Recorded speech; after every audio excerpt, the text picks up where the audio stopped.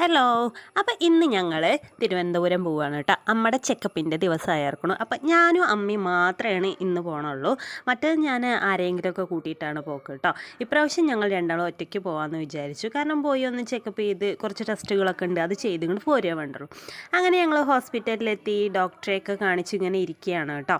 അപ്പോൾ 11:30 ആയപ്പോഴേക്കും ഞങ്ങളുടെ എല്ലാ പരിപാടിയും കഴിഞ്ഞു.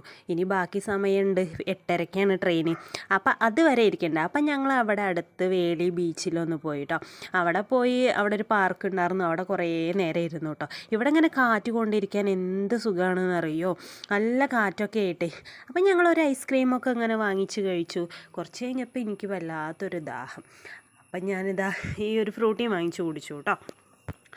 അങ്ങനെ കഴിഞ്ഞ് കുറേ നേരം എത്രയായാലും സമയം പോകണമെന്നില്ല കേട്ടോ. കാരണം ഒരു ഉച്ചയാകുമ്പോഴേക്കും വന്നതല്ലേ, 8:30 ആവണ്ടേ സമയം. അങ്ങനെ കുറേ നേരം ഇരുന്നു, കാറ്റൊക്കെ കൊണ്ട്. അവിടെ കുറേ കാഴ്ചകളുണ്ടായിരുന്നു, അതൊക്കെ കണ്ട് അങ്ങനെ ഇരുന്നു. ഒരു വെയിലാറി കുറച്ചൊക്കെ ഇങ്ങോട്ട് ആയപ്പോൾ ഞങ്ങളിതാ അവിടെ ബീച്ചിൻ്റെ അവിടേക്ക് ചെന്നു കേട്ടോ. അവിടെ ചെന്ന് ഞങ്ങളൊരു പൈനാപ്പിളൊക്കെ, നല്ല മുളക് പൊടിയൊക്കെ ഇട്ട പൈനാപ്പിളില്ലേ, അതൊക്കെ വാങ്ങിച്ച് കഴിച്ചു. അമ്മയ്ക്ക് വേണമെന്ന് ഭയങ്കര ആഗ്രഹമായിരുന്നു കേട്ടോ. അപ്പോൾ അമ്മയ്ക്ക് അതൊക്കെ വാങ്ങിച്ച് കൊടുത്തു. കുറേ നേരം അവിടെ ഇങ്ങനെ ഇരുന്നു.